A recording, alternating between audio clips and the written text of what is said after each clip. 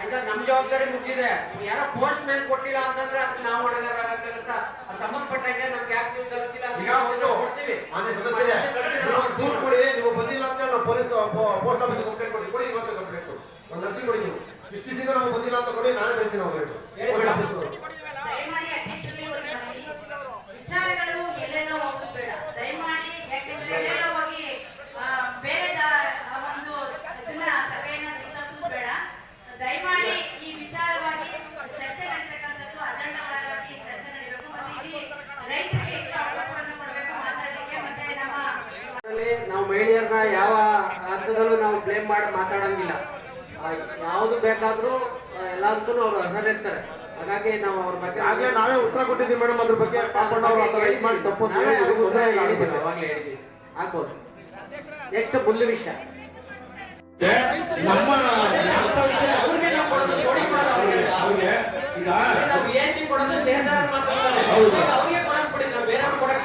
ಮಾರ್ಚಿಂದ April ಇಂದ ಅಂತ ಇವತ್ತಿಂದನೇ ಒಂದು ದಿನದ ಮದುವೆಗೆ 5,000 ರಿಯಾಯಿತಿ, 40 ದಿನದ ಮದುವೆಗೆ 7,000 ರಿಯಾಯಿತಿ ನಮ್ಮ ಎಲ್ಲಾ ಷೇರುದಾರರಿಗೆ ಇವತ್ತಿಂದಲೇ ಆಗಿರೋದು ಸಮೇತ ಕೊಡುವಂತದ್ದು. ನಮ್ಮ ಷೇರುದಾರರು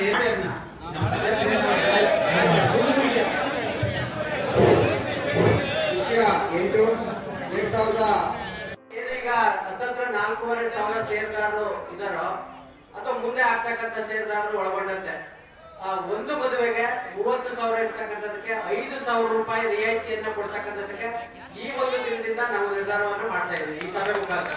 ಧನ್ಯವಾದಗಳು. ಹಾಗೆ ಅರ್ಧ ದಿನ ಒಳ್ಳೆ ಮದುವೆ ಅಂತ ಹೇಳಿ ಅರ್ಧ ದಿನ ಮದುವೆ ಆಗ್ತಕ್ಕಂಥದಕ್ಕೆ ಅದರಲ್ಲಿ ಅರ್ಧ ರಿಯಾಯಿತಿ 7,500. ಅದರಲ್ಲಿ 7,500 ಒಂದು ದಿನಕ್ಕೆ, ಅರ್ಧ ದಿನಕ್ಕೆ, ಒಂದು ದಿನಕ್ಕೆ ಆದ್ರೆ 5,000 ರೂಪಾಯಿ ರಿಯಾಯಿತಿಯನ್ನು ಕೊಡ್ತಕ್ಕಂಥದಕ್ಕೆ ನಮ್ಮ ಷೇರುದಾರರಿಗೆ ಈ ಗಳಿಗೆ ಇದ್ದರೆ ಅದನ್ನ ನಾವು ರೆಸಲ್ಯೂಷನ್ ಮಾಡ್ತಾ ಇದ್ದೀವಿ. ಧನ್ಯವಾದಗಳು. ತಮ್ಮ ಆಡಳಿತ ಮಂಡಳಿ ಎಲ್ಲ ರೈಟ್ ಹಾಕಿ ಮಾಡಿಲ್ಲ, ನನ್ಗೆ ಬಿಲ್ ಕೊಡ್ಬೇಕು. ಬಿಲ್ಲಲ್ಲಿ ಕೊಡಿದ್ರು ತೋರಿಸಿ ಮಾಹಿತಿ ಕೊಡ್ತಾರೆ. ಅಧ್ಯಕ್ಷರೇ ನಮಸ್ಕಾರ. ನಮಸ್ಕಾರ ಸರ್. ಅಲ್ಲಿ ಕಸಬಾ ಹೋಬಳಿಯಲ್ಲಿ ಒಬ್ಬರೇ ಸೈನ್ ಹಾಕೋ ಚೆಕ್ ಕಳೆದಾಗದೆ, ಇನ್ನೊಬ್ರು ಕಳಿಸ್ತೀನಿ.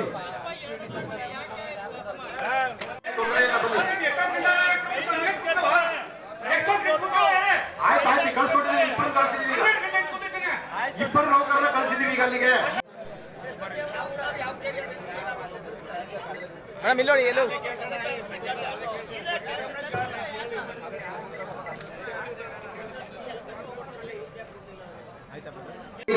ಊಟನೂ ಮಾಡಿದೆ, ಕಾಫಿನೂ ಕುಡಿದೆ.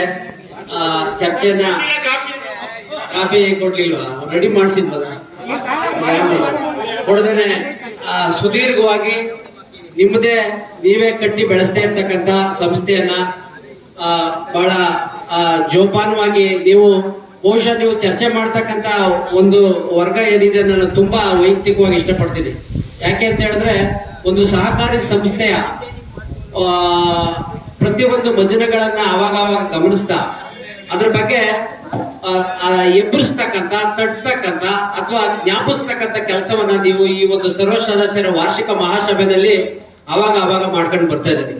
ಹೌದು, ಅದಿರ್ಬೇಕು.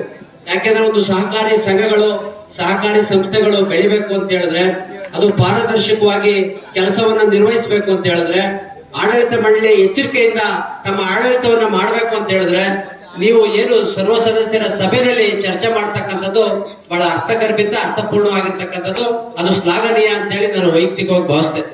ಯಾಕೆ ಅಂತ ಹೇಳಿದ್ರೆ ಒಂದು ಸಂಸ್ಥೆಯ ಷೇರುದಾರರು ತಾವೇನಿದಿರೋ ಇದು ನಿಮ್ದೇ ಸಂಸ್ಥೆ, ನೀವೇ ಇದರ ಪಿಲ್ಲರ್ಸ್, ಇದರ ರಿಯಲ್ ಓನರ್ಸೇ ನೀವು. ಹಾಗಾಗಿ ಇದು ನಿರಂತರವಾಗಿ ಈಗ ಒಬ್ರಿಗೊಬ್ರು ಈ ಪ್ರಶ್ನೆ ಮಾಡ್ತಕ್ಕಂಥವ್ರು ಹೆಚ್ಚಾಗ್ಲಿ ಆಗೋದ್ರಿಂದನೇ ಖಂಡಿತ ಈ ಸಂಸ್ಥೆಗಳು ಹೆಚ್ಚು ಅಭಿವೃದ್ಧಿ ಹೊಂದಲಿಕ್ಕೆ, ಹೊಸ ಯೋಜನೆಗಳನ್ನ ತರಲಿಕ್ಕೆ, ಹೊಸ ಕಾರ್ಯಕ್ರಮಗಳನ್ನ ರೂಪಿಸ್ಲಿಕ್ಕೆ ಸಾಧ್ಯ ಆಗುತ್ತೆ.